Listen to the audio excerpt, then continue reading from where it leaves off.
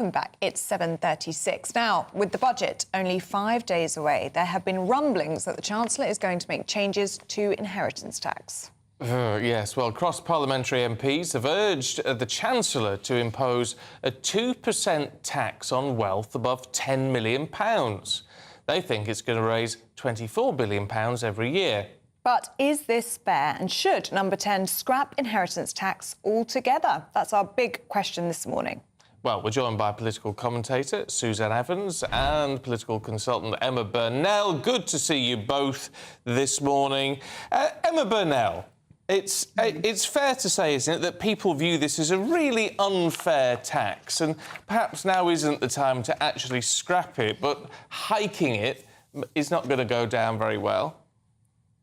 Well, I'm not sure why people would view it as an unfair tax, given that it's probably one of the fairest ways of taxing that we have. It's a bunch of free money given to people, usually in their mid-50s. We always focus on the person whose estate is being taxed, but they have passed, sadly.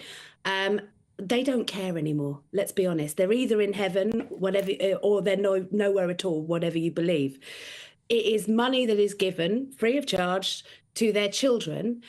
The way that our demographics work, that means that we're not talking about 20-year-olds starting their lives out. We're talking about people in their mid to late 50s now, on average. And we have to tax some things in order to pay for the services we all need, like the NHS. We have an education system in crisis. We're hearing about the horrible crisis in Send at the moment. We have an insecure world. We're talking about needing to raise GDP levels of defence spending.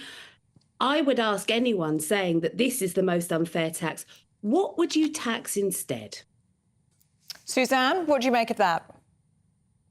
I'm really quite shocked that Emma doesn't seem to understand the damage that this tax does whatsoever.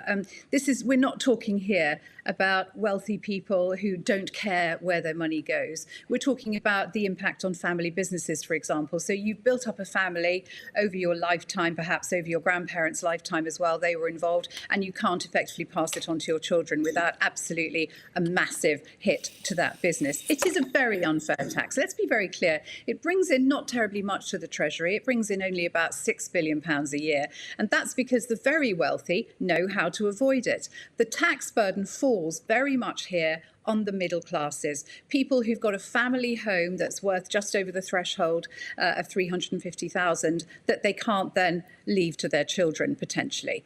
It's really is grotesquely unfair. It's also the most unpopular tax. So the Chancellor could make herself very popular indeed by scrapping it, which I have to say, sadly, I don't think she's going to do for a minute. The other thing, of course, it's for very often younger people. Again, Emma seems to think it only affects middle-aged people. That's not true. For younger people, the thought of inheriting their family home is the one hope that they actually have of getting on the property ladder, which is why, when I was writing the 2015 manifesto for UKIP, it was actually our most popular policy among young people, because they knew that was their only hope, given spiralling house prices, of getting on the housing ladder. Okay. Scrapping it would have given them that opportunity. Emma? I'm sure that young people would like to get on the property ladder. There are a million better ways to make sure that we do that. One of them is to build many, many more houses, make sure that we're having a really decent mix of housing. But frankly, we know that as a society, we do have taxation.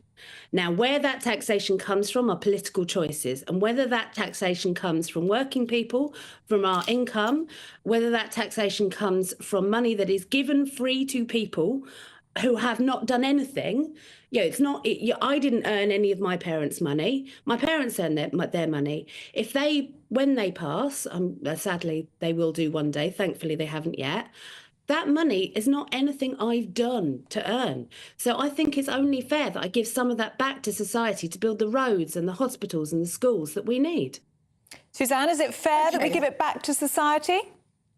OK, Emma, this is what you do. The rest of us who actually would quite like to benefit from our parents' efforts, and as a parent myself, I would very much hope that my daughter will benefit from my efforts when I die. I'd really like that to happen.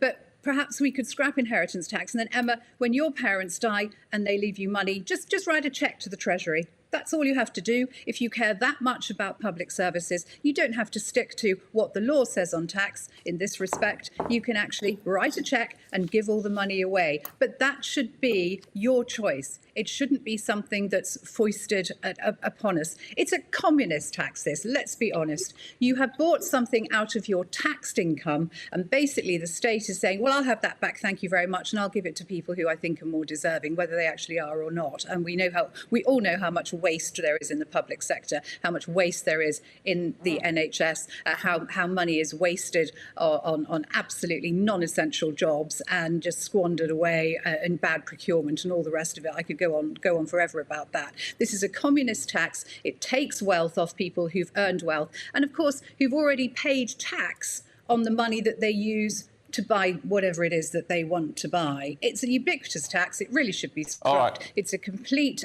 break on risk, on entrepreneurship, on investment, everything. The wealthiest people move overseas to avoid it. All right, Suzanne, final word to Emma on that one. Clearly you're not agreeing with anything Suzanne says. A communist tax is, quite frankly, one of the stupidest and Trumpiest things I've heard on this channel for a long time. Frankly, there is a tax system in this country. We have to choose where we take the money from. The idea of double taxation is a complete non sequitur. It's a nonsense. I went and bought a kettle yesterday. I paid VAT on that kettle. I bought it with the wages that I'd earned that were also taxed. Most things, we have different taxes in this country. If we had one single taxation, it's the only way that we'd have zero, we wouldn't be double taxed. And if you had a single level of taxation, that would actually be communist. OK, well, there we must leave it and agree to disagree. Suzanne Evans, Emma Burnell, thanks both very much indeed. Well, let us know what you think on that one, gbnews.com/yoursay. Now, tonight, 9 o'clock on GB News, Patrick Christys has a winter fuel allowance special. He's been raising funds for Friends of the Elderly. Already £250,000 in the pot. It's a huge amount. He's going to be live in County Durham with locals and pensioners joining him throughout the show. Now, still to come, the French stick it to the Brits again. Oh, it's intriguing. Find out how in just a minute.